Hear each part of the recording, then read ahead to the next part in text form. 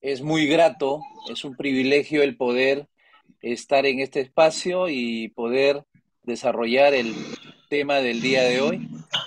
Vamos a desarrollar lo que es la ansiedad y la depresión en los adolescentes, el afrontamiento, cómo afrontar.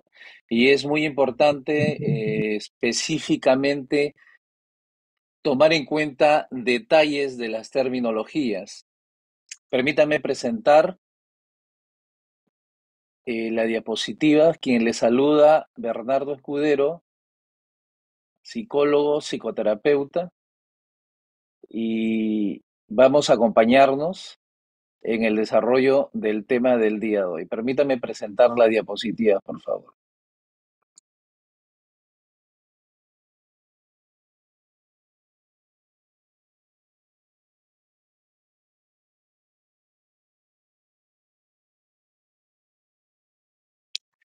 Bien, mientras vamos desarrollando el tema, les voy a pedir que si tuvieran algunas preguntas puedan escribir en el chat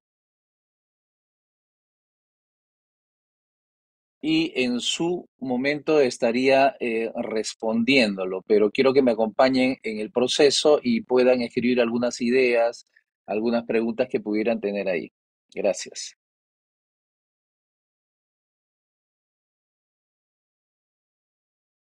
Bien, este es el tema: abordaje, depresión y ansiedad en los adolescentes. A nombre de SURDE, Surcos para el Desarrollo Social Sostenible, y el mío propio, damos inicio oficialmente al desarrollo del tema que nos aborda.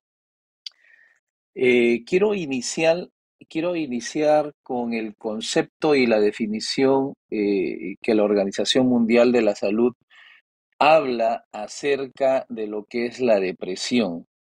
De acuerdo a la OMS, la depresión es una enfermedad común, pero grave, que va a interferir con la vida diaria, con la capacidad para trabajar, dormir, estudiar, comer y disfrutar de la vida.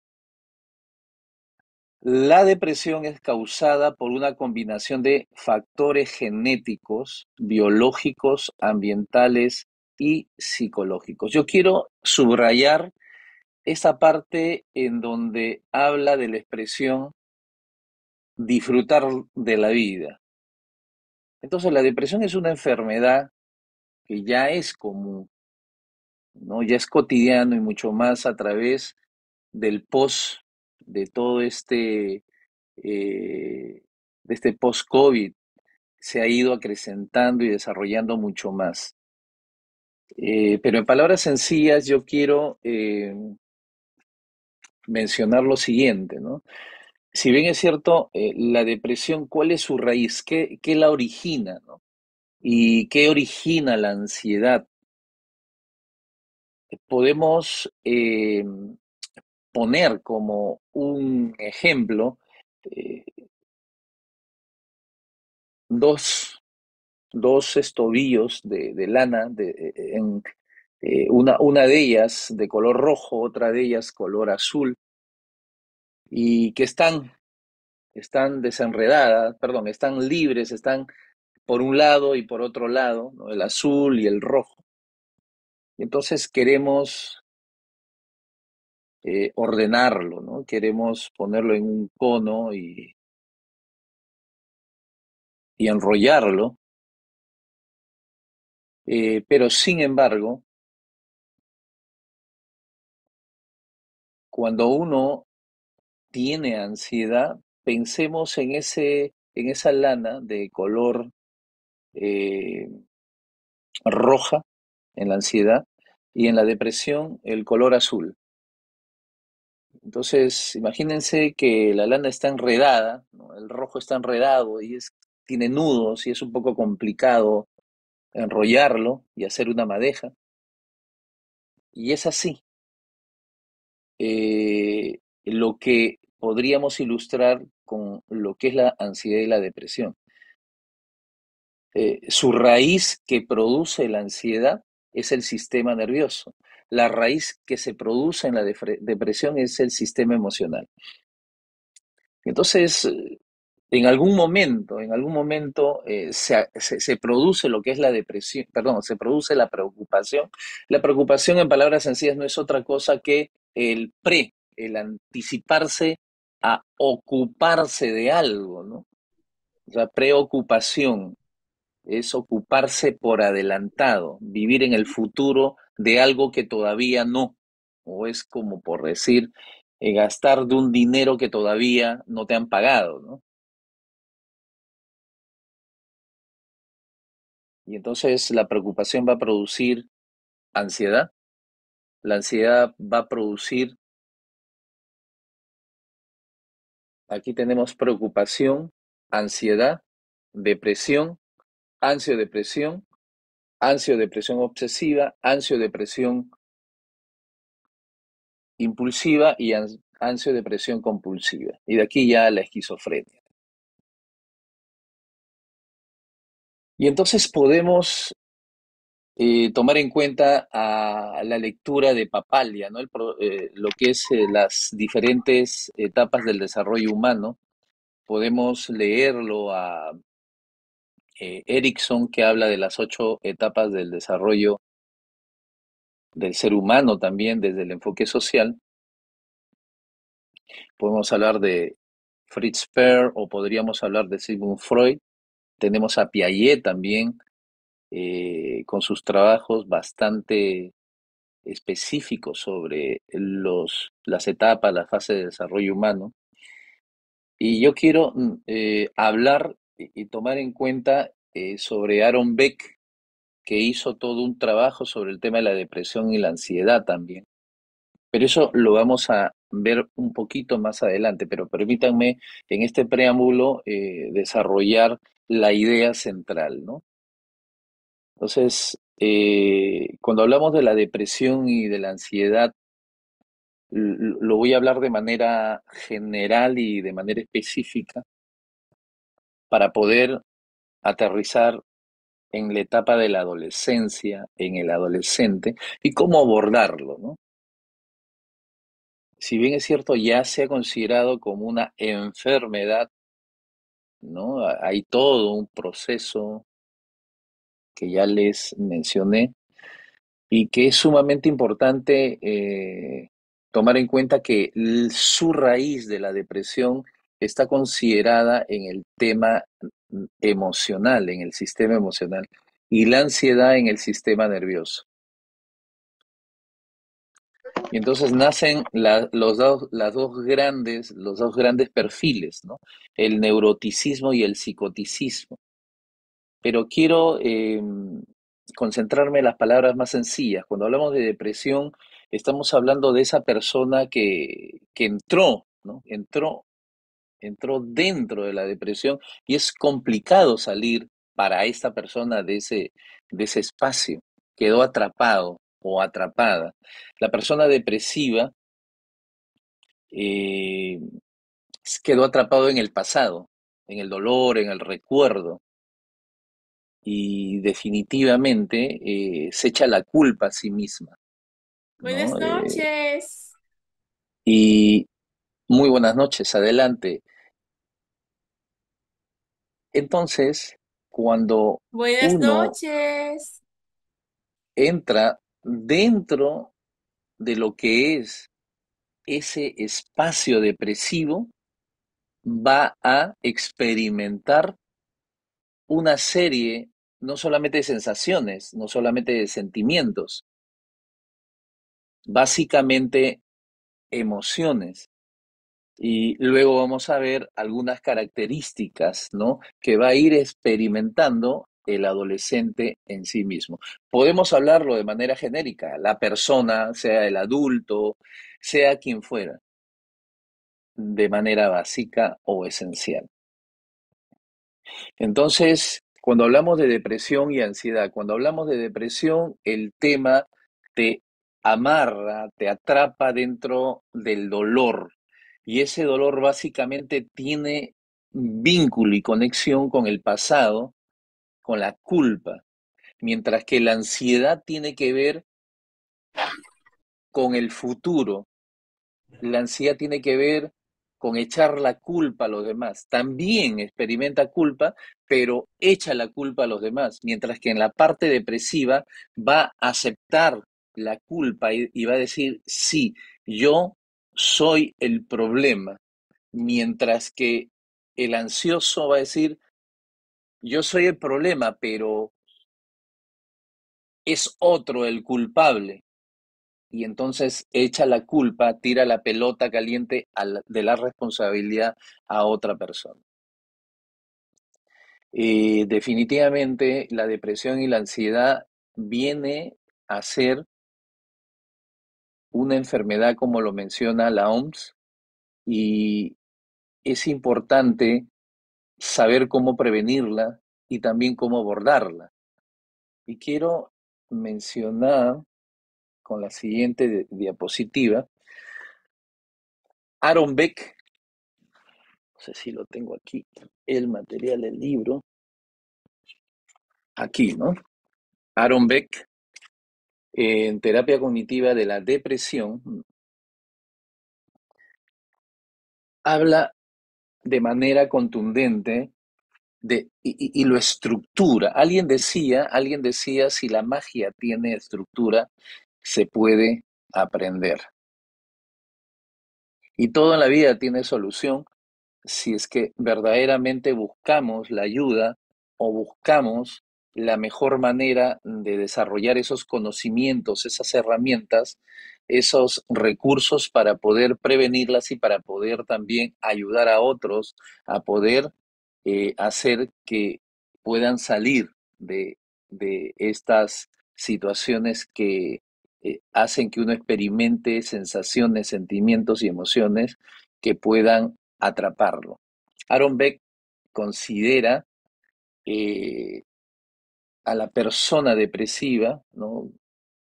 Que entra a este individuo, este personaje, este sujeto, y valga la redundancia, a la persona cuando entra a un estado depresivo, cuando entra a este espacio depresivo, él categoriza en tres ejes, ¿no?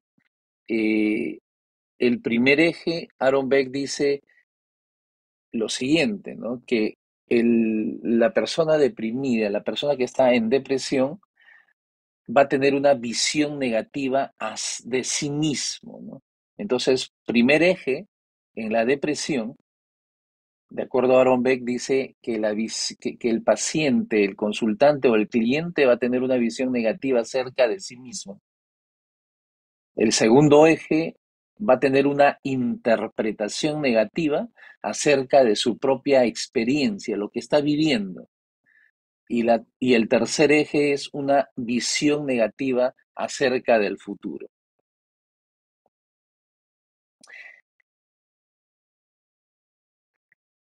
Cuando hablamos del primer eje, visión negativa acerca de sí mismo, tanto el depresivo como el ansioso, correcto, tanto el depresivo como el ansioso va a tener una visión negativa acerca de sí mismo.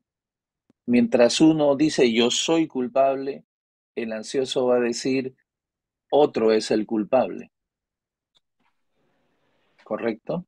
Y entonces, cuando hablamos del consultante, cuando hablamos de la persona depresiva, y en este caso del adolescente depresivo, el adolescente va a tener una mirada negativa acerca de sí mismo. No sirvo, no valgo, no creo que pueda hacerlo. Pero cuando él lo expresa, cuando el adolescente lo expresa describiendo lo que está sintiendo. No es una idea, es un conjunto de emociones sobre la base de la tristeza. Y entonces cuando acontece, ¿no? Cuando acontece esta experiencia de sí mismo, es lo que está sintiendo, el adolescente está describiendo lo que está sintiendo acerca de sí mismo. Siento que no sirvo, siento que no valgo, siento que soy feo, siento que soy débil, siento que no voy a poder hacerlo.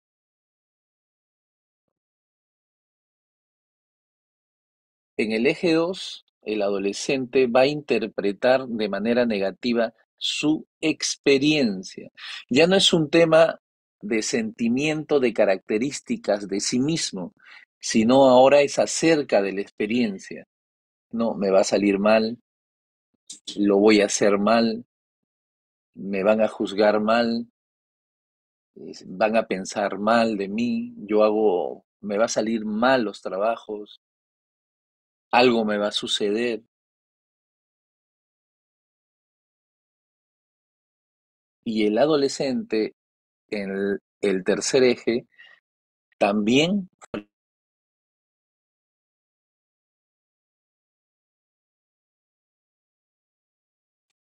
frente a estos dos ejes, la tercera dice, de acuerdo a Aaron Beck, dice que el adolescente va a tener una mirada negativa acerca del futuro, su esperanza, una esperanza incierta, porque toda esperanza sí o sí te va a llevar hacia la certeza, a algo cierto, pero la visión es negativa acerca del futuro, es una esperanza incierta. Y entonces hay un proceso que va a ir desgastando por dentro. Y eso tiene mucho que ver con la gestión de la frustración. Todos nosotros, como seres humanos, como personas, nos trazamos metas. Y no solamente nosotros como adultos trazamos metas, también los adolescentes. También los niños tienen sus problemas. Y obviamente que también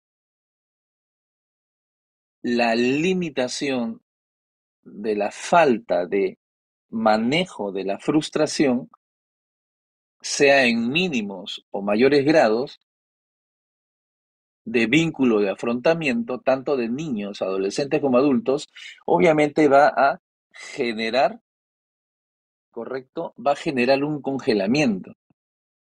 Entonces yo quiero abrir un paréntesis aquí y quiero traer a colación lo básico, lo elemental. Las emociones no son malas, ¿correcto? No son malas para nada, cumplen una función y es importante traer a colación que hay 5 emociones básicas. Tenemos la alegría, tenemos la tristeza, tenemos el asco, tenemos el enojo y tenemos el miedo. Ninguna emoción es mala, cada una de ellas cumple una función, pero cuando se queda demasiado tiempo en uno, entonces ya trae consecuencias. Cuando la boca calla, el cuerpo va a empezar a hablar, va a empezar a expresarlo a través de sintomatologías fisiológicas. Dentro de mi postulado, considero 2 emociones rectoras. La primera emoción rectora es la alegría y la segunda emoción rectora es el miedo. Entonces, frente al miedo, para hacer la historia larga corta, frente al miedo hay 3 formas de reaccionar. Experimento el miedo y entonces voy a atacar, voy a defenderme. Si siento miedo, voy a huir. O si siento miedo, me voy a congelar. Y es ahí cuando experimento el miedo y el adolescente experimenta el miedo y se congela, es un conjunto de sentimientos que va a producirse por dentro, que va a ser un río, un flujo, ¿ya? Un flujo que va a ir debilitando, va a ir haciendo que se desaliente, se desanime, porque todo viene por dentro. a través de algún acontecimiento, alguna situación que ocurrió y que generó miedo, y ese miedo hizo que su cuerpo, al experimentarlo, se congelara, se pasmara, se quedara ahí, paralizado.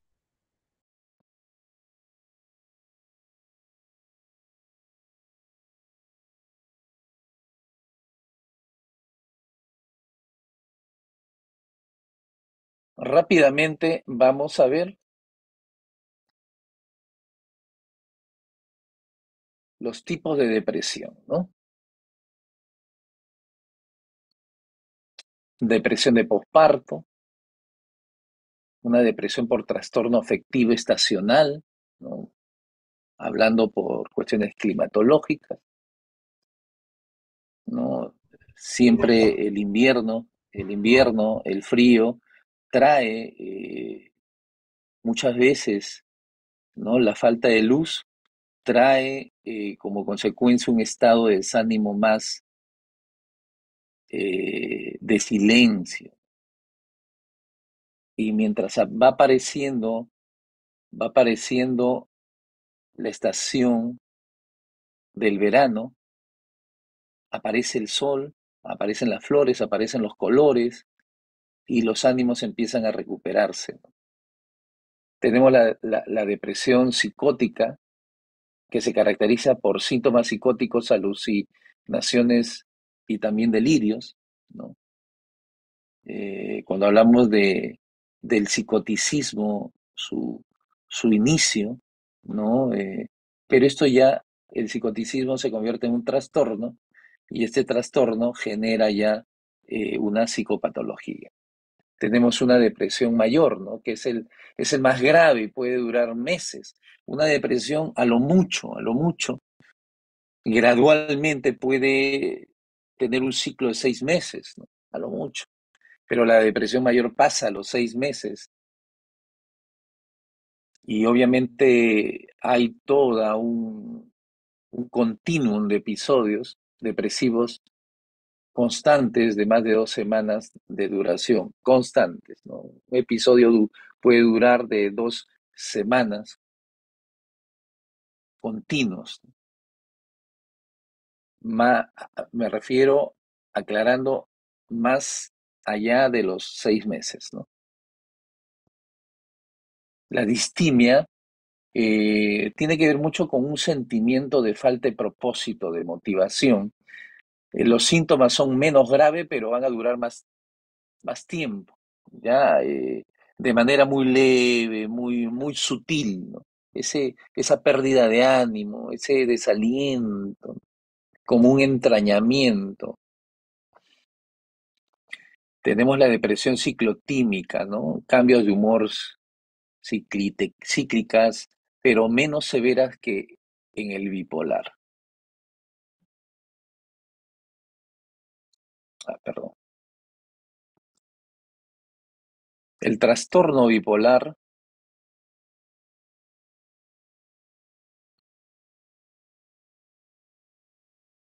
va a combinar estados depresivos con manías, ¿no?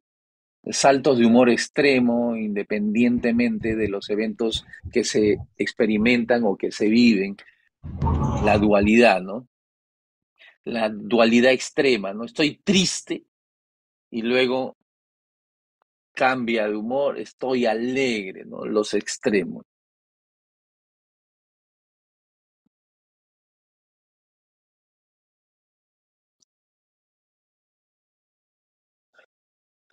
Perdón. Y aquí vamos a ver eh, algunas características, ¿no? Sí, rápidamente para luego pasar ya a la formulación del afrontamiento, ya para la prevención y obviamente también para la intervención. Eh, Como habíamos mencionado, Aaron Beck hablaba de esa visión negativa acerca de sí mismo, ¿no? Por ejemplo, tengo pensamientos negativos, una sintomatología, ¿no? ¿Cómo me siento si estoy deprimido? Tengo pensamientos negativos, no soy capaz de concentrarme, ¿no? Ojo, hay quienes, me incluyo, hay, hay una falta de concentración, esto que es natural en todas las personas, pero aquí es característico de la depresión. No soy capaz de concentrarme, dice, o sea, pierde la voluntad. En cambio, hay ocasiones en que nosotros perdemos, o sea, la concentración, pero somos capaces, no perdemos la capacidad de volver a reinsertarnos a la concentración. Me siento cansado, ¿no? Me siento sin energía, estoy nervioso, me duele la cabeza, tengo molestias físicas, me incomoda, ya no una sola, ¿no? Es algo similar como cuando tú estás debajo de un árbol y un bichito cae de los árboles o una arañita y de pronto te diste cuenta que estaba por aquí o lo viste y empiezas a sugestionarte y empieza por todo el cuerpo, empiezas a sentir y experimentar esa incomodidad. Algo así es esa característica de ese sentimiento depresivo, ¿no? En este aspecto. No se come bien, no duerme bien, hay desánimo, hay hay un hilo de tristeza que aparece así muy sutilmente, que uno no lo detecta al inicio. Hay sensación de llorar, pero no llora, ¿ya? Hay sensación de llorar, pero no llora. Hay una sensibilidad que está ahí latente. Está muy sensible a cualquier detalle y se enfada, ¿no? Se incomoda con cualquier detalle. Pierde el interés por las cosas que le gustaban y ya no quiere estar con nadie, ¿no? Se aísla, se va a ir aislando.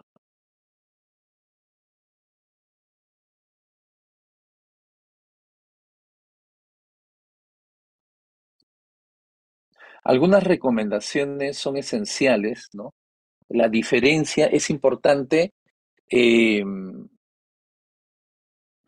tomar en cuenta la diferencia entre confrontar, enfrentar y afrontar. Cuando una persona confronta, cuando echa la culpa, cuando busca culpables, ¿no? Un confrontamiento, busco culpables, echo la culpa, ¿no? Cuando uno enfrenta, cuando todo es malo, todo le parece que es malo, ¿no? Su mirada está en lo negativo de las cosas, su foco está en el problema y no en la solución. Cuando uno afronta, el afrontamiento es asumir y aceptar la responsabilidad o que la responsabilidad está en mí, no en las personas, sino en mí. El foco está en buscar el sentido de vida, todo para bien. Es decir, la mirada está en la solución, no en el problema. Notarán que la diferencia que en el confrontar y en el enfrentar están en el problema, buscan culpables, pero en el afrontamiento la mirada es en la solución, ¿correcto? La mirada es en la solución y la mirada es en el lado positivo de las circunstancias. Es importante, es importante tomar en cuenta que para el aspecto físico es importante hacer ejercicios. Hay técnicas de respiración, hay diferentes tipos de respiración y es importante conocerlos. La persona que está embarazada sabe que hay un tipo de respiración cuando está embarazada, ¿no? Su respiración es diferente en los quehaceres cuando está embarazada. Hay un tipo de respiración para poder dar a luz, hay un tipo de respiración para salir a correr, para trotar, hay un tipo de respiración para la natación. Hay diferentes tipos de respiración y es importante conocerlos. Hay que hacer ejercicios. En lo social es importante, por lo menos al día o cuando se dé cuenta uno que está entrando a un ciclo depresivo, es importante que llame mínimamente a tres amistades. Hay un libro que habla de la persona vitamina, ¿no? Ya tener a tres amistades mínimamente que son personas vitamina para ti, que cuando tú los llamas te motivan, te animan, no te están contando sus problemas, ¿no? Sino te animan, te ponen palabras que inyectan fuerza en ti. Entonces, es importante tener ese tipo de amistades, por lo menos tres personas, ¿no?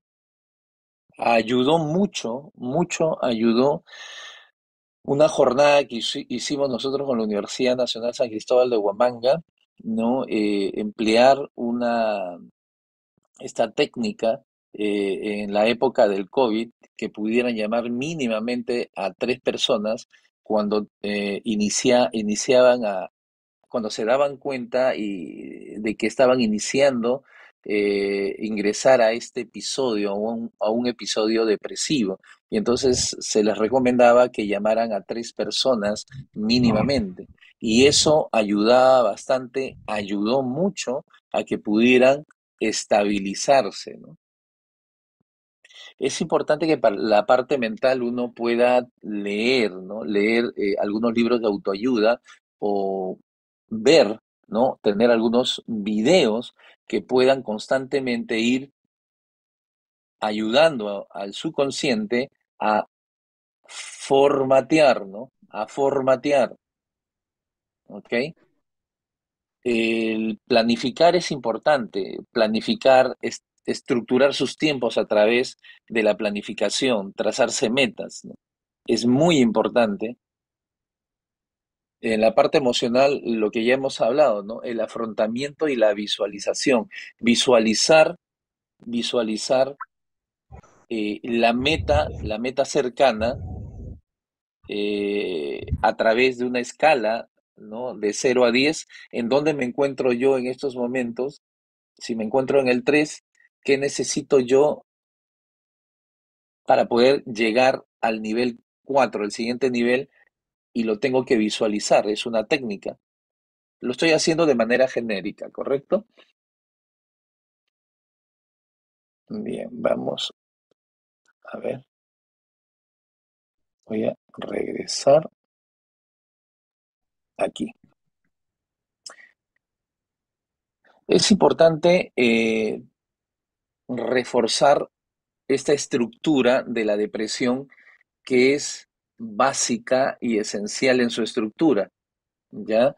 La persona depresiva en su estructura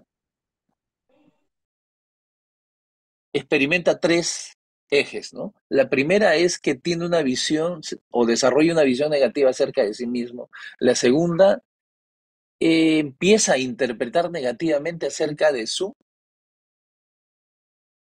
experiencia, ¿no? Y el tercer eje es que desarrolla una visión negativa acerca del futuro, acerca de su meta, acerca de su esperanza, acerca de su destino. Voy a hacer un paréntesis, voy a ver si hay algunas preguntas, no sé si lo sabrá, aquí.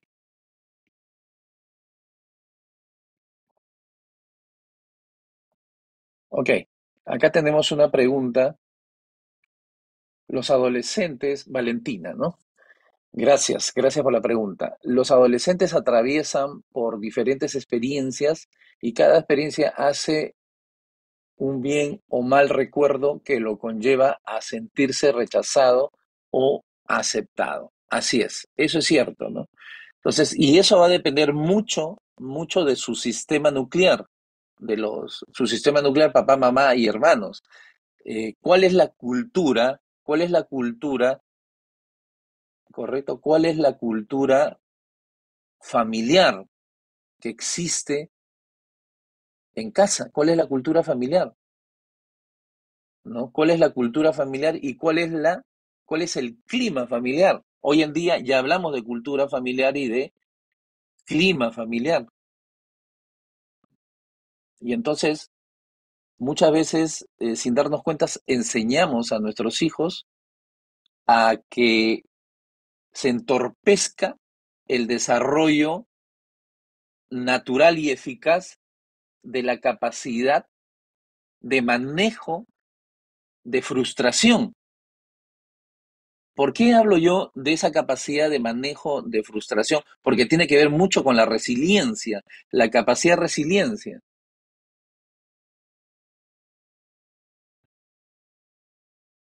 Entonces, cuando hablamos de la capacidad de resiliencia está dentro de lo que es la homeostasis, ¿no? La homeostasis es esa gran capacidad de autosanación, de autosanarse, es de reconfiguración. Nuestro cuerpo tiene la gran capacidad de poder autosanarse. Estamos en automático, ¿no? Entonces, sí, es cierto lo que dice Valentina, ¿no? Y muchas gracias por tu intervención. ¿No? Es cierto, ¿no? La diferencia es experiencias que pueda tener el adolescente, eh, bueno o malo, como recuerdo, le va a conllevar a sentirse rechazado u aceptado, ¿no? Gracias por ello. Aquí tenemos, a ver, una intervención más, creo. A ver, bien, aún están en proceso de escribir. Entonces, mencionaba, ¿no? Mencionaba que cuando en este tercer eje de lo que es la depresión, el adolescente va a tener una visión negativa acerca de su futuro, ¿no? Y en su futuro están sus recursos, sus posibilidades, sus oportunidades, su certeza, sus soluciones. Pero cuando lo ve de manera negativa, entonces va a sentir el fracaso, va a congelarse por dentro. Y entonces lo único que va a hacer es simplemente hacer que ese sentimiento lo debilite por dentro. Algo así como la garrapata que se agarra de la piel de la mascota y lo absorbe y se alimenta y lo debilita. Algo así es la depresión. Tenemos aquí una pregunta también, una intervención. Esmilcinia Zabaleta Saavedra, gracias. Dice, ¿qué puedo hacer en el momento que empieza esa crisis de ansiedad de un adolescente como padres? ¿Qué hacemos en ese momento para ayudarla? Ok, estamos hablando de la estructura para conocer el procedimiento de esa estructura en la depresión y en la ansiedad, que es importante tener la psicoeducación. Y me parece muy oportuna esta intervención de Smithsonian, ¿no? Verdaderamente es sumamente importante saber qué hacer. Lo primero que uno tiene que hacer de manera a priori es validar la emoción que pudiera estar experimentando en ese momento el adolescente o la adolescente, ¿no? Por ejemplo, ¿no? Por ejemplo, está iniciando con una crisis de ansiedad. Algunos padres, cuando desconocen y es la primera vez que sucede y acontece esto, definitivamente hay tres cosas que tiene que hacer. Muchas veces por desconocimiento no cree el padre o el maestro o el tutor o la persona que está a su cargo, no le da importancia. Ya se te va a pasar, ¿no?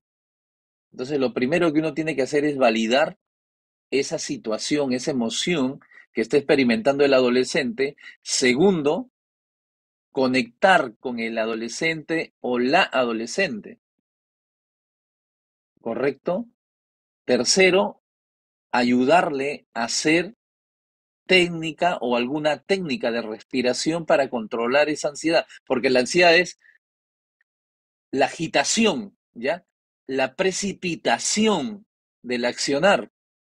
La depresión es lo contrario, ¿no? Es el menguar, pero en la ansiedad es la precipitación. Entonces, hay que enseñar una técnica de respiración. Yo les recomiendo la técnica 5-7-9, ¿no? 5 segundos,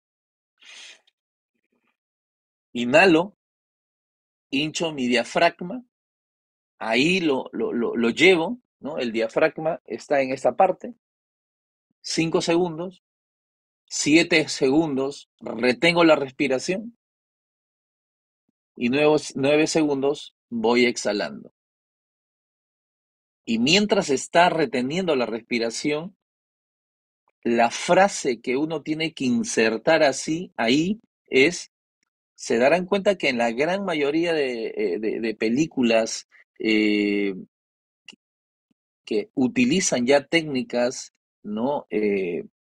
Para poder tranquilizarse, utilizan la frase, todo va a estar bien, ¿no? No sé si ha visto algunas películas que insertan esa frase, todo va a estar bien. ¿Por qué? Porque el cerebro lo recibe como una frase esperada. Entonces el cerebro al recibirlo como una frase esperada va a ayudar a tranquilizarse. Y esa frase es bastante oportuna. Todo va a estar bien, ¿correcto? Ese ejercicio es muy importante. Ese es en el primer momento cuando entre la crisis de ansiedad, ¿no? Ahora, claro, obviamente uno tiene que llevarlo a un especialista para saber qué es lo que está aconteciendo si es que no ha tenido un acompañamiento o un diagnóstico, no lo ha llevado a un especialista para que pueda diagnosticar qué es lo que está sucediendo o está aconteciendo. Es importante llevar, por un lado, al médico y por otro lado, un psicoterapeuta especializado en temas de depresión y ansiedad. Correcto, porque hay psicoterapeutas especializados en diferentes áreas y no todos están especializados en el tema que se aborda en el día de hoy. Bien, tenemos a Virgilio. En una ocasión fui a hacer una oración por una adolescente. Ella me odiaba y me insultaba, gritaba. ¿Qué problema tendría esta señorita? Ah, ok. Miren, muy interesante, muy interesante. Eh, gracias Virgilio por poner este ejemplo, ¿no? Cuando uno desconoce muchas veces qué es lo que está aconteciendo y uno trata de emplear algo como una medicina en el momento, trata de utilizar como una técnica, un mecanismo, una metodología para poder afrontar, no nos damos cuenta que estamos inconscientemente creando un anticuerpo en el paciente, en el consultante o en el cliente o en la persona. Hay muchas veces rechazo de algunas técnicas y uno tiene que tener cuidado con ello, ¿no? Entonces, ahora, si ella reaccionó de esa manera, está poniendo resistencia. Y cuando una persona pone resistencia, ojo, ojo, también vamos a hablar algo, antes de terminar, vamos a hablar algo de la autolesión, ¿no? La autolesión, porque la autolesión está dentro, ya, dentro del estándar de la depresión. Los sentimientos suicidas, entre otros, ¿no? Entonces, cuán importante es tomar en cuenta lo siguiente, que una persona depresiva o ansiosa está experimentando dolor, ¿ok? Está experimentando dolor y está experimentando culpa. Recuérdenlo bien, dolor, mientras más incrementa, más va a poner resistencia. Cuando una persona gradualmente incrementa su resistencia, te está diciendo subliminalmente, ulteriormente, te está diciendo, ayúdame, ayúdame, por favor, necesito ayuda. Y entonces no podemos nosotros presionar, tenemos que buscar la mejor manera en lo que son los primeros auxilios psicológicos, ¿ya? Los primeros auxilios emocionales. Es importante nuestra postura en el lenguaje corporal, en el tono de nuestra voz. La persona que resiste a alguien e incrementa su resistencia, esos anticuerpos, incluyéndolo, está pidiéndote ayuda. Y lo que nosotros tenemos que tener es suavizar esa reacción emocional en el adolescente. Por eso le decía validar. Validar significa buscar la mejor manera, forma, gestos, palabras que sea en una vibración suave del tono de voz, para que no le transmitamos a la adolescente o al adolescente que estamos atacándolos, que estamos siendo agresivos, para que no se sientan amenazados. Porque recuerden que tenemos tres tipos de cerebro, ¿no? El neocórtex, que está eh, el prefrontal, ¿no? Está el área, el neocórtex, el área de la razón. Para hacerlo en palabras sencillas, el cerebro límbico, las emociones, está la amígdala. Tenemos al cerebro instintivo, que es el área de la supervivencia. Y es en el área de la supervivencia donde el adolescente o la persona que está en un estado depresivo o ansioso va a sentirse atacado o amenazado. Y entonces o bien ataca, o bien huye, o bien se congela. Son esos tres tipos de reacción que nosotros tenemos que tomar en cuenta bastante en consideración. Valentina, un adolescente que no expresa cómo saber si tiene depresión, ya que me pasó con un adolescente de 11 años y se quitó la vida y no se le notaba que tenía depresión. ¿Cómo ayudar a esta población de adolescente con depresión? Bueno, estamos hablando de 11 años de un puber, ¿no? Entonces es un poco más complicado, ¿no? Ya el puber está teniendo una gran tormenta hormonal, hay cambios fisiológicos, ¿no? La sensibilidad está mucho más sensible.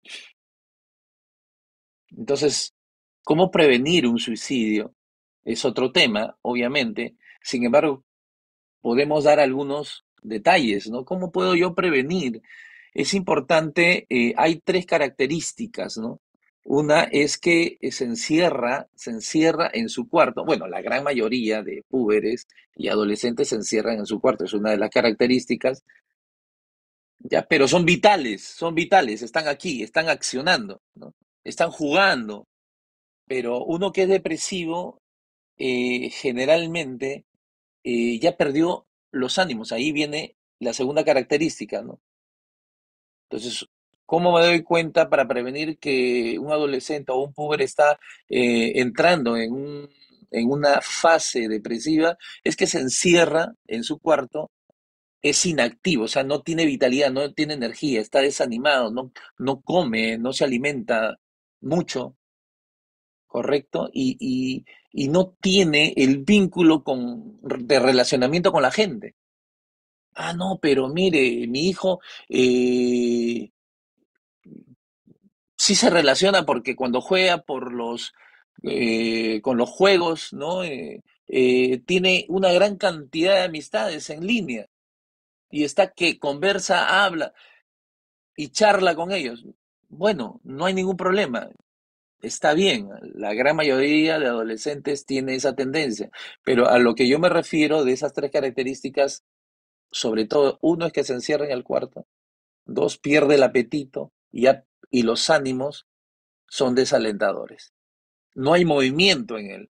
Y entonces uno tiene que tomar en cuenta esas características y qué hacer eh, para poder prevenir un suicidio, ¿no?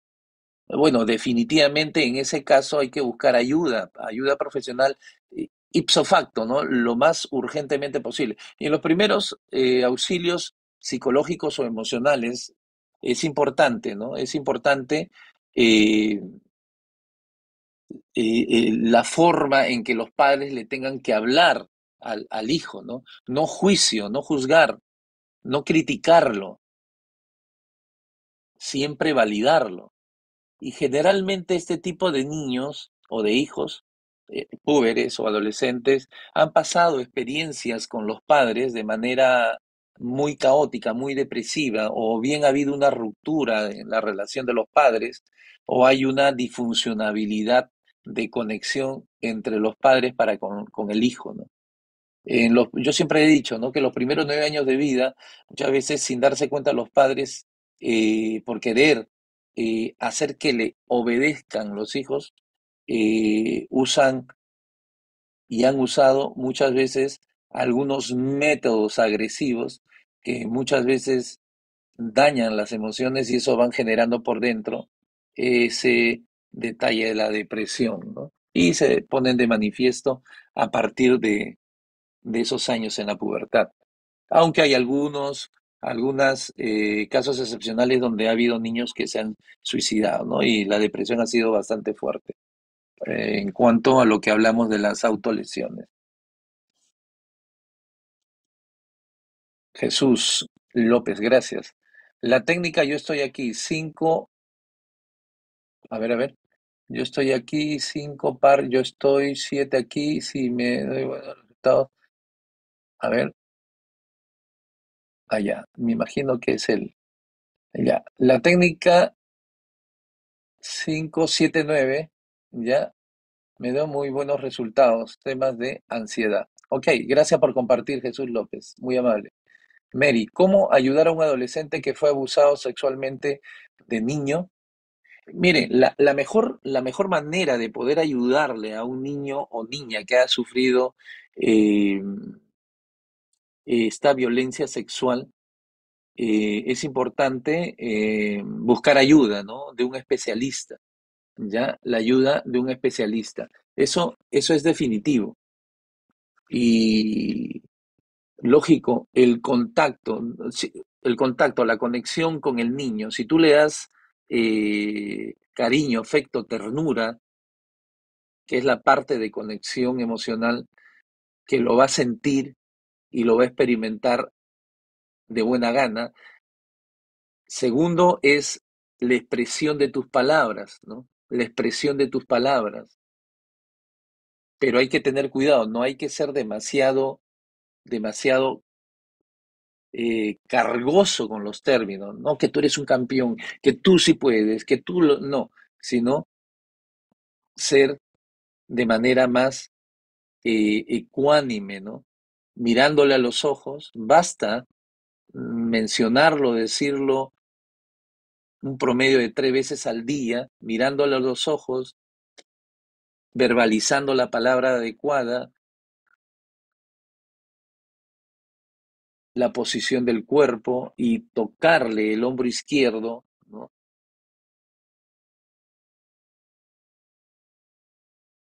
Eso va a ayudar bastante. Por ejemplo, una frase sanadora podría ser, recuerda siempre, ¿no? Recuerda siempre que todos pasamos situaciones difíciles y nos acontecen porque estamos preparados y a la vez capacitados para resolverlos, aunque no nos damos cuenta. Recuerda que tú puedes lograr pasar esta noche, lograr pasar esta situación. Si puedes contar conmigo, cuenta conmigo con esta amistad. Basta que mínimamente un niño, un puber o un adolescente escuche esta frase, va a hacer conexión. va a activar su capacidad de resiliencia y al activarse su capacidad de resiliencia, por ejemplo, Boris Cyrulnik, que hoy en día es un ícono en el tema de resiliencia, Amy Werner, alemana, hizo un trabajo de investigación sobre el tema de la resiliencia. Y entonces hoy en día podemos hablar cuál es esa estructura y cómo podemos aprender nosotros a manejarlo. Y es la formulación que les estoy dejando ahora de esa forma y de esa manera, ¿no? Y vuelvo a repetir, es importante que el niño abusado sexualmente eh, reciba la ayuda de un especialista en el tema, ¿ya? En el tema, zapatero a su zapato, ¿correcto? Alguien que verdaderamente sea especialista en este tema de psicoterapia en intervención al trauma sexual. Danisa, gracias. ¿Cuál sería una palabra o ese tema que es prohibido para un adolescente con depresión? Ayúdame, Denise, me perdí, ayúdame, por favor. No, no sé si está completa la pregunta. ¿Cuál sería una palabra o el tema que es prohibido para un adolescente con depresión? A ver,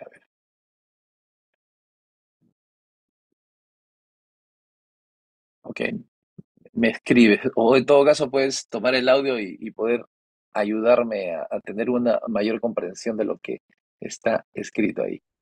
Sí, buenas noches. Muy buenas noches, adelante, por favor.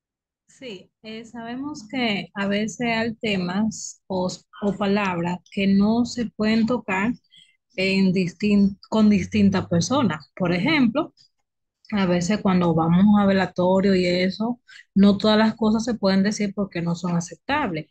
Entonces, cuando un joven tiene depresión, cuál sería ese tema que no se puede tocar delante de ellos porque lo pone más sensible, lo aflige más? Genial. Miren, qué interesante aspecto que hay que tomar en cuenta. Muchísimas gracias, ¿no? Muchas veces cuando es un tema de duelo, la sola presencia y el silencio, una mirada a los ojos y una inclinación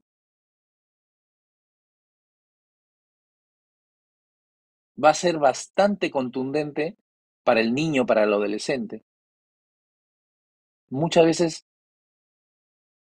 el silencio es una gran medicina cuando estás presente al 100% ahí. Cuando digo estás presente al 100%, es que el niño, el púbero, el adolescente, te percibe, tienen como un radar, ¿no? Te percibe si tú estás presente ahí, o si estás pensando que uy, dejé la olla del arroz, se me habrá quemado, ¿no? Estoy pensando en dos, tres, cuatro cosas, ¿no? No. Pero cuando yo me acerque a ese niño, ese púber, ese adolescente, que sabemos que está pasando una situación sensible, entonces yo tengo que procurar conectarme con su energía de ese niño, de ese puber o de esa persona, ¿no? Y entonces basta con mi mirada, con mi presencia, ¿no? Hay ocasiones en que hay veces se permite tocarle el hombro izquierdo. ¿Por qué el hombro izquierdo, no? Porque este hombro conecta, ¿ya? Conecta con la emoción, conecta con las emociones.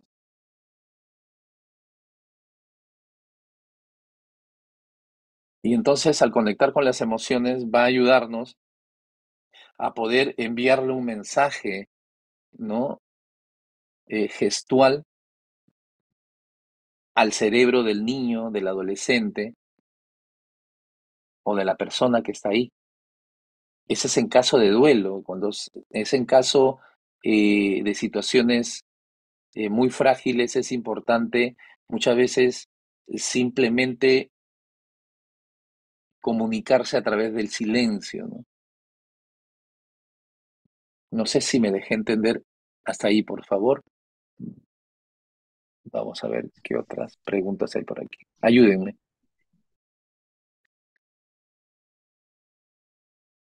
Bien, aquí tengo algunas preguntas, voy a revisarlas y es importante poder responderlas, ¿no?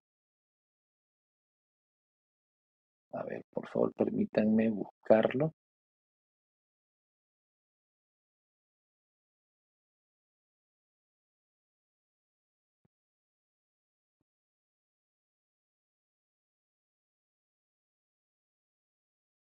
Ok, aquí lo tengo. Tuve un caso de un adolescente que ha tenido una experiencia negativa con su padre, por lo que su papá no había estado para apoyarlo desde la niñez.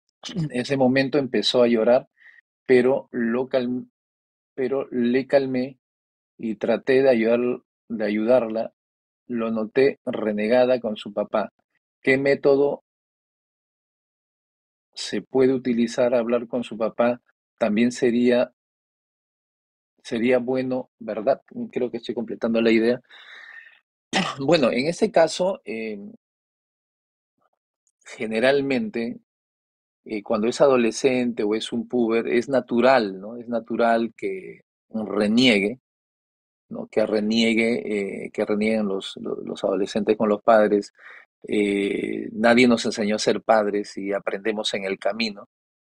Y todo lo que hacen sin darse cuenta lo hacen quizás tema de fondo por amor, pero muchas veces buscan lo mejor, pero muchas veces la forma es un poco dañina, ¿no?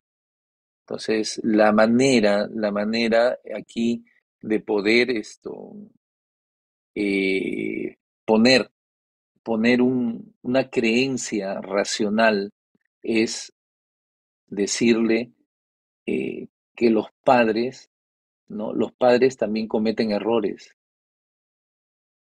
y hay que aceptarlos con esos errores, hay que comprenderlos con esos errores. Me dejo entender.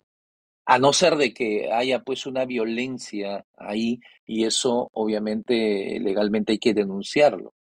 Y es sumamente importante tomar en cuenta ese detalle. Pero lo primero es lo primero. Cuál es la frase, cuál es el término o la creencia racional que tiene que tener presente en su subconsciente esa adolescente? Es que los padres cometen errores y hay que decirle sí a la vida tal como es. Mm, son los padres y hay que comprenderlos y buscar la mejor manera de que pueda el adolescente tomar en cuenta la ley de la causa y la ley del efecto, la ley de la causa-efecto, la siembra y la cosecha. Entonces, ¿qué tengo que hacer yo para no provocar esto? ¿Qué es aquello que provocó lo que ahora ha sucedido? Para poder ayudar a que pueda uno razonar y darse cuenta de aquello que tiene que mejorar o cambiar, ¿no? Son dos cosas. Uno, la creencia racional es los padres también cometen errores a pesar de que quieren lo mejor para los hijos. Dos, ¿qué es aquello que motivó o produjo que se tuviera esta consecuencia? ¿Y qué es lo que se tiene que cambiar, ¿no? Con preguntas ayuda mucho el trabajo que se podría hacer con el adolescente, porque el adolescente mucho, razona muy bien, piensa muy bien, y es un momento muy oportuno para poder entrar en una conversación terapéutica, ¿no? Se le llama la técnica conversacional. Rita Guevara, gracias por tu presencia. ¿Qué hacer cuando el adolescente se autoagrede con navajas, o sea, rasguña, no quiere vivir, no puede dormir y se siente tan triste que no quiere salir a platicar con nadie? Es autolesión, ¿no? Y gracias, Rita, muy grato tu intervención.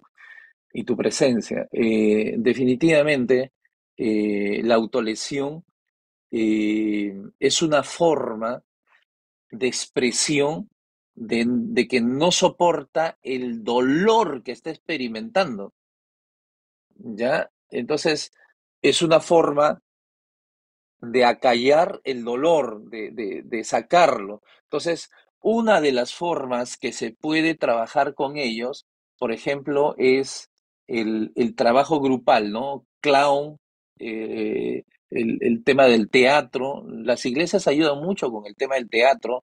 Hay organizaciones que hacen este tipo de encuentros de trabajo, ¿no? El tema de buscar un círculo de compañeros que pueda brindar ese soporte, ¿no?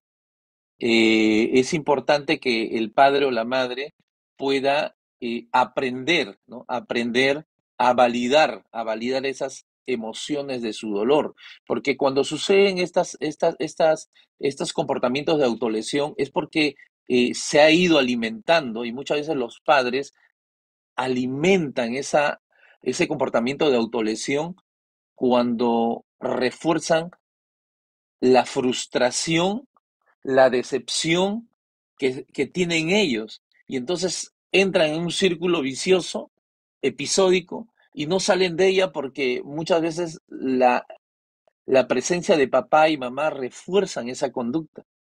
Y entonces es importante el amor, el apego, ¿no? El apego sano. Papá, mamá tienen, yo siempre he dicho, si los cónyuges están bien, los hijos van a estar bien. Y muchas veces todo ese acontecimiento de los hijos es una sintomatología de algo que está pasando en los cónyuges. Y también recomiendo que busquen ayuda de un especialista, ¿no? Huawei i5, discúlpame que lo diga así, no conozco tu nombre, discúlpame. Bien, un adolescente de 12 años cuyo papá trabaja lejos, cuando llega luego de 3 meses, el adolescente está triste y melancólico. Claro, obviamente va a estar triste y melancólico porque sabe de que nuevamente va a regresar el padre a distanciarse, ¿no? Entonces, una recomendación que yo doy es que papá tenga momentos intensos con el hijo y cuando se vaya al trabajo otra vez, que le deje una prenda de él, una prenda que él usa, ¿no? Correcto, una prenda que él usa. Yo le dejaba a mi hijo, por ejemplo, mi corbata, ¿no? Antes de viajar yo le dejaba mi corbata o le dejaba un perrito, la mitad me quedaba con él y la otra mitad para él, ¿no? Le dejaba y cuando regresaba, otra vez volvíamos a juntar el perrito o me regresaba la corbata, ¿no? Entonces, son actos simbólicos que son muy necesarios que pueda desarrollarse en este proceso con padres que viajan por trabajo. Siempre es importante dejarle una prenda, un acto simbólico le va a ayudar muchísimo a él y el explicarle, ¿no? Que él lo hace por amor a él, ¿no? Sale, se distancia, trabaja por amor a él, para que tenga esto y esto, y lo hago por ti, hijo, ¿no? Buscaremos con tu madre en algún momento que las cosas sean diferentes. Entonces, es muy importante, uno, darle una prenda como un acto simbólico. Dos, explicarle, darle un argumento al hijo, al puber, al adolescente. Hay que darle un argumento, una explicación para que aquí esté cerrado el tema. Porque cuando no tiene una explicación, un argumento, una explicación, entonces va a quedar vacío, va a quedar en el aire y eso le genera ansiedad y la ansiedad lo va a llevar a la frustración y esa frustración a la decepción y esa decepción va a generar depresión, ¿no? Bien, vamos a tratar nos quedan 6 minutos. A ver, vamos a ver qué tan rápido respondemos. Dice, estado de ánimo, Diosiris, gracias por tu intervención. Estado de ánimo irritable o molesto, pérdida de interés o del placer en las actividades cotidianas. Eso y mucho más son síntomas de un desprecio y todas las madres desde no, se no, todas las madres desde nota cuando se nota, lo nota cuando su hijo presentan esas características. Genial, Diosiris, muchísimas gracias. Es un buen Buenas aporte. tardes, buenas noches, Adelante, licenciado. adelante, Eh, por favor. unas también de las características o sintomatología de la depresión, cuando hay cuando hay un problema en el sueño, Bien, bien. a veces los adolescentes tienen problemas para conciliar el sueño. En algunas ocasiones piensan que duermen o duermen, ¿no? Sus horas completas puede ser 8 horas, 9 horas, pero a la hora de levantarse se levantan como si no hubiesen dormido nada, se levantan cansados y eso también es uno de los síntomas de la depresión. Ah, genial, genial. Muchísimas gracias, Juan. Eres muy amable. Gracias por ese aporte. Muchísimas gracias. Aquí me hablan, dice, a ver, el caso de un niño de 13 años que siempre estaba triste, pero sí hablaba con las personas. Era bien amable, pero sus padres lo maltrataban, mucho lo pegaban y se suicidó. Sí, pues, lamentablemente, el pensamiento es muy limitante, ¿no? El manejo de las emociones en los padres, lamentablemente, no tienen las técnicas, no tienen las herramientas. Y entonces, el estrés, ¿no? El estrés en los padres eh, hace que descarguen todo su dolor, su frustración en los hijos. Y lamentablemente no soportan algunos y van a optar por ese dolor, y cuando uno queda atrapado en ese dolor, peor todavía si papá, mamá los maltrata constantemente, ¿no? Lamentablemente en algún momento no va a resistir ese niño o esa niña o ese adolescente porque no tiene ese soporte, ¿no? Y entonces va a tomar la decisión de suicidarse, ¿no? De quitarse Doctor la vida, Jorge, llamar la atención. Sí, adelante, por favor, Elena. doctor Jorge, dos preguntas. Cuando Adelante, por favor. cuando un adolescente quiere suicidarse, quitarse la vida, entra en un estado de culpa, ¿se siente culpable él de todo lo que sucede a su alrededor? Muy buena pregunta. En algunas ocasiones es culpa, ¿ya? Y la Ya, culpa genera el dolor en algunas ocasiones, pero en otras ocasiones, que es en la gran mayoría, de acuerdo a las investigaciones, es el dolor. Ya puede ser dolor por culpa, yo soy culpable de que mis ya. padres se hayan separado, fue por mí, o el dolor podría ser una combinación de muchos sentimientos, ¿no? Puede ser de tristeza por pérdida, ¿no? Por pérdida. Se separaron o murió o falleció alguien, papá, mamá, un ser querido, y entonces siente mucho dolor y no lo soporta, ya no lo Otra soporta pregunta, y otra adelante, pregunta, adelante. doctor Jorge. He escuchado que, por ejemplo, cuando un padre viaja, ¿no? Y la ausencia de papá, este niño entra en depresión. Usted nos da un testimonio de que usted le daba a su hijito su corbata, ¿no? O le daba un presente y cuando regresaba hacían esa conexión, tanto de persona como de objeto, ¿no? Eh, Cuando un niño entra en ese estado de depresión, mamá puede estar ausente también, por más que esté presente, hay una ausencia personal para este adolescente para que entre en esa depresión, por más que la mamá esté presente ahí. Ya, ayúdame. ¿Puedes sintetizarlo puntualmente, por favor? Por decir, papá trabaja lejos, ¿ya? Trabaja lejos. Eh, este niño entra en una soledad interna, en un duelo interno, ¿no? Pero parece que si un niño siente ese duelo o ese dolor, es porque también el trabajo de la mamá es ausente por más que esté presente. Claro, claro, claro que sí. Sí, el dolor va a Mm. ser fuerte por más de que esté presente.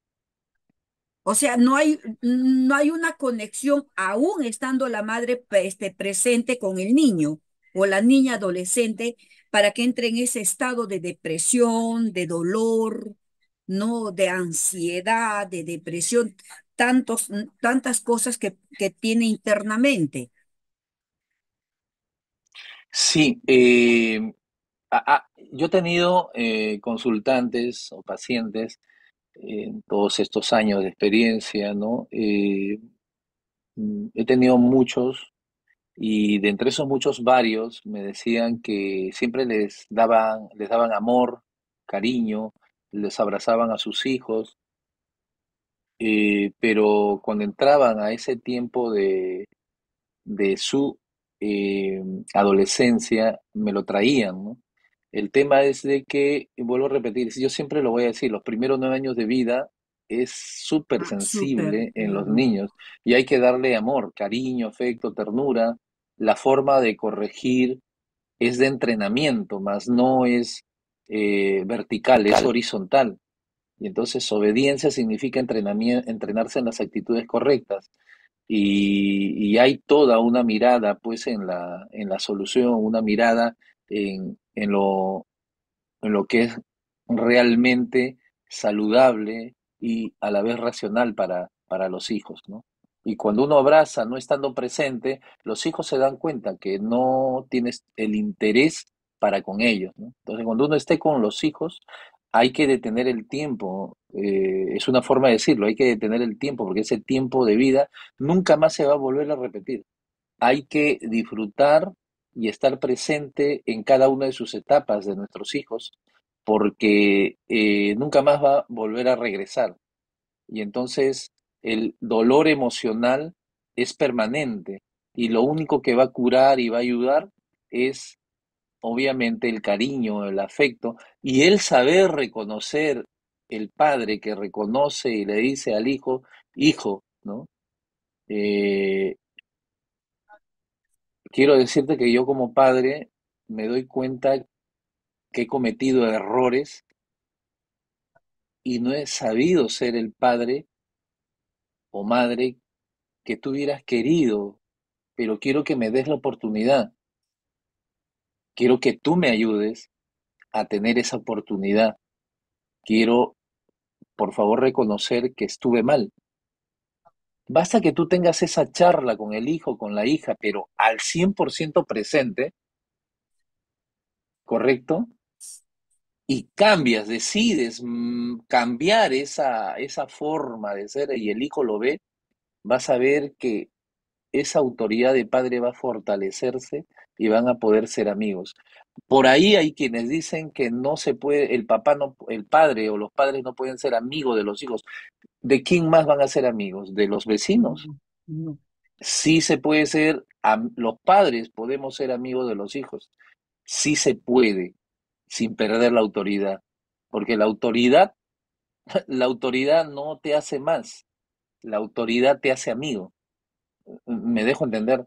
Entonces, mi hijo a mí me llama por mi nombre, somos amigos, ¿no? Entonces, lo acompaño su proceso, no soy perfecto, pero sin embargo, busco la mejor manera de que mi hijo, como familia, sea parte de ese fortalecimiento en el crecimiento familiar, ¿no? Entonces, aquí, por ejemplo, Valentina dice, los hijos ven acciones, ¿no? Y las palabras, por más positivas que sean, no calan en un adolescente. Es una tremenda verdad lo que dice Valentina, ¿ya? Porque si nosotros hablamos y nuestros hechos dicen todo lo contrario, no nos van a creer y el dolor va a ser mucho más fuerte. Por eso es importante decirle, ¿no? Hijo, hija, quiero que tú me ayudes, ¿no? Quiero que tú me ayudes a poder mejorar. Cuando uno le pide la ayuda y obviamente le das el permiso al hijo para que te pase la voz o la hija, entonces eso va a ayudar mucho a poder fortalecer ese vínculo de padres hacia hijos. Doctor, Gracias, tengo mi doctor, por mano su respuesta. levantada hace rato. Ay, ay, perdóname, lo Dios siento, mío. debe de habérsete adormecido, lo siento, Miri, por Ya, sí favor. la bajé Adelante, adelante, mentalmente. adelante, adelante, por favor, adelante. Qué Buenas gratísimo. noches. Agradezco a Sí. Dios por este banquete que estamos teniendo esta noche con un tema tan crucial. Y tengo dos detalles que quisiera presentar. Y es, doctor, que he observado que cuando hay un joven, un adolescente atravesando por una situación depresiva, un estado depresivo, los padres están angustiados porque no saben qué hacer y aunque son parte tal vez de esta situación, nos enfocamos en ellos, pero yo pienso en los adolescentes que están siendo el paciente identificado en ese momento. Pero los padres, yo creo que si nosotros trabajamos con ellos, vamos a obtener un resultado más rápido de la recuperación de este joven, porque es que uno observa que queriendo el padre ayudar en su desesperación y en su ignorancia, a veces pone la situación peor. Entonces, ¿cómo podemos nosotros trabajar entendiendo que el adolescente es el paciente identificado, pero hay una situación que él mismo no sabe ni cómo manejarla, ni él ni el padre? ¿Cuál sería su recomendación? Y la otra cosa que quiero presentar es que a veces cuando una persona, especialmente un adolescente, está pasando por este estado depresivo, nosotros queremos que tomen decisiones, cómete esto, ponte a hacer aquello, brinca para acá, pero es que la persona no tiene energía, no puede tomar ni decisión, te preparo a esto o te preparo a aquello. Él no sabe, él no sabe qué quiere que le preparen, qué quiere nada. Yo pienso que es jugar un poco a traerle a la persona algo. Cómete esto que te haría muy bien. Yo sé que no tienes ánimo, pero inténtalo, cómetelo, que te va a ayudar, lo necesitas. Yo sé que no tiene hambre, o sea, empatizar con la persona en esa decisión. No se quiere bañar. Sé que no te quiere bañar, pero te he preparado una agüita tibiecita. Ven, lo necesitas, te vas a sentir mejor. Vamos a dar una vuelta. Sé que no quieres caminar. Entiendo que no tienes ánimo, pero necesito que caminemos un poquito. Acompáñame allí a la tienda. O sea, cosas sencillas, haciéndole saber al adolescente, yo sé por lo que tú estás pasando. No te voy a obligar, pero estoy aquí para acompañarte y lo vas a superar. Y luego decirle, aunque no me diga que se siente bien, te sientes mejor, ¿verdad que sí? O sea, ya afirmarle que se siente mejor. Era algo que quería compartir. Me gustaría escuchar su parecer a lo que estoy diciendo. A Miris, un grandioso aporte, verdaderamente fortaleces, ¿no? El desarrollo del tema, así como cada uno de los participantes. Tú le has dado en el punto y hay una palabrita que podría uno sumarlo, ¿no? Sumarlo. Es el ayúdame, ¿no? Hijo, necesito que me ayudes. Esa palabrita ayúdame es una palabrita conectora con el subconsciente. Entonces, ayúdame, por favor, necesito de tu ayuda. Puedes explicar, decirle, oye, mira, como que me duele un poco el corazón pensar de que no te estás alimentando. Entonces, ayúdame, por favor, a que mi corazón esté alegre, ayúdame a poder estar bien, ayúdame a que puedas estar fuerte, ¿no? Pero esa palabrita, ayúdame, es una conectora, una palabra conectora. Entonces, lo que Amiris ha dicho está genial, genial, verdaderamente. Entonces, sí, hay que agregarle esa palabrita, el tono de voz, la mirada. Nunca hay que decirlo a distancia, ¿no? No de lejos, sino acercarse, mirarlo a los ojos, decirle, por favor, permíteme un minutito, ¿no? Hijo, necesito que me ayudes, por favor. Mira, acompáñame, aquí está tu comidita. Entonces, cuando uno hace el contacto directo, la palabra ayúdame conecta, sí o sí, y es la forma en que lo digas. Y lo resto es una gran complementación para el trabajo con los hijos, con el adolescente, ¿no? Y es importante tomarlo bastante en cuenta. Muchísimas gracias, Amiris, bastante oportuno. A ver, ¿quién más? Jesús Arenas, adelante, y ahí estamos terminando, por favor. Adelante. Sí, Pastor Escudero, muy buenas noches. Adelante, adelante. Te llamo de la ciudad heroica de Tacna. Mi pregunta es, Arriba, mi Tacna, la pregunta es, Pastor, ¿se heroica. me escucha? Amén.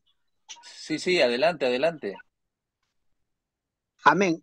Cuando, por ejemplo, eh, el niño necesita ver la imagen paterna y materna, en ese caso más paterno. Usted nos está contando, nos está dando una explicación de que, por ejemplo, cuando usted se fue, deja un pañuelo, pero el niño quiere ver una imagen paterna. En ese caso, cuando él crece, ¿no? Él crece, la depresión lo hace crecer con esa aptitud, y cuando el padre le dice, hijito, podemos pasar juntos un tiempo, y él le dice, papá, ahí está mi prenda. ¿Usted cree que puede ser posible esta pregunta, pastor? Gracias. Muchísimas gracias, Jesús Arenas.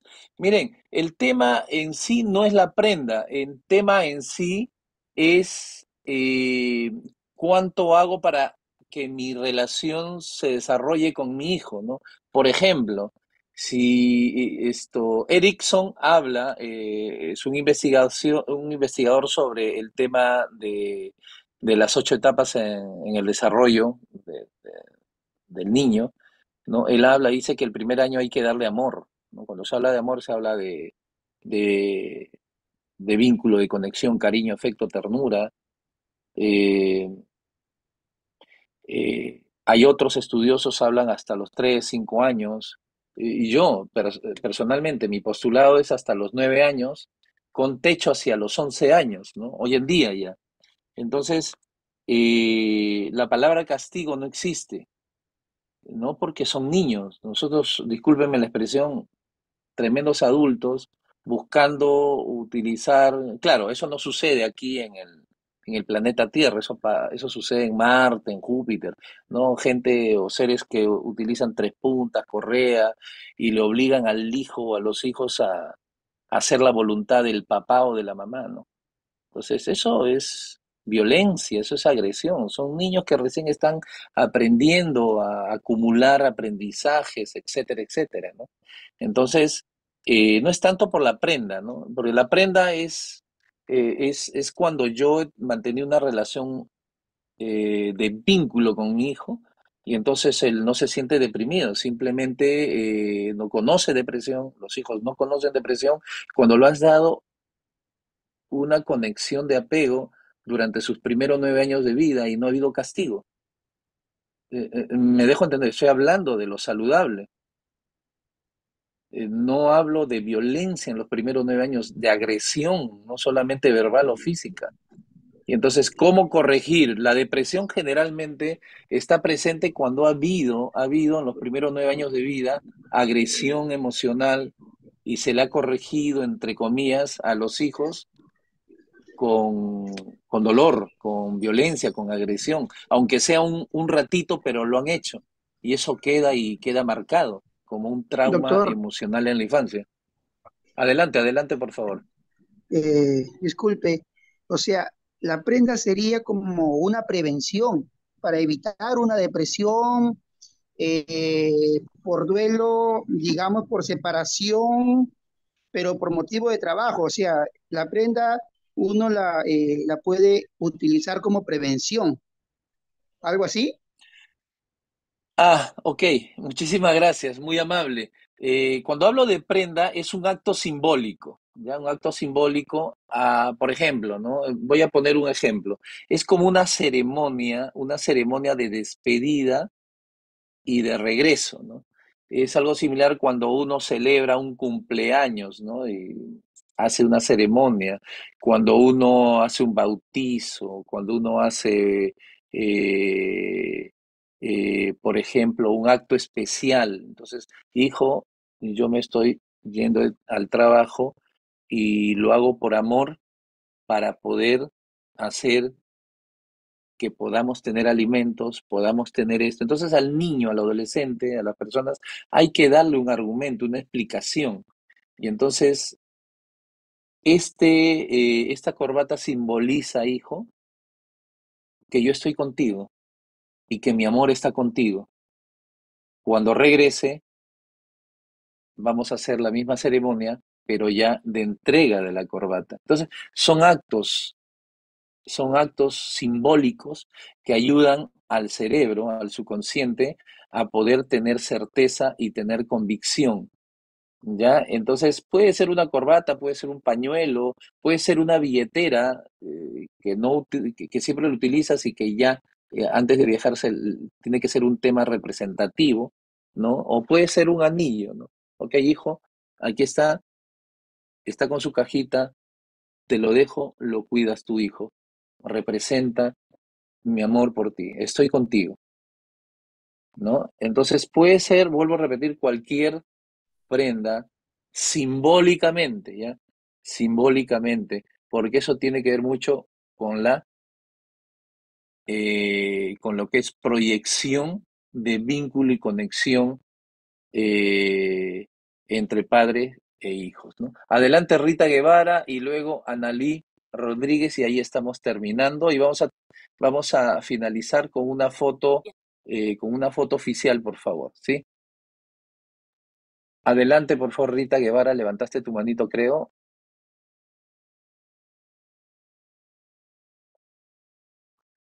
Ok, mientras se alista, Josué Suazo nos ha escrito y dice, yo creo que sería, está hablando de la prenda, ¿no? Yo creo que sería como decirle que me voy, pero regresaré, y este pañuelo es un símbolo de que regresaré por ti. Muy bien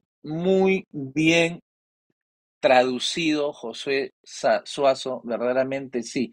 El mensaje al subconsciente es, hijo, yo salgo, pero regreso por ti. Es como por decir que Dios me bendice mi salida y mi retorno, ¿no? Muchísimas gracias, Josué Suazo, muy amable. Termino con esto, dice Diosiris, la amistad entre un padre y un hijo es importante para el buen desarrollo de sus hijos porque le aporta una autoestima positiva al tiempo que fomenta la mutua confianza. Pero, sin embargo, también existen peligros en caso de que supere unos límites que pueden derivar en una pérdida de perspectiva.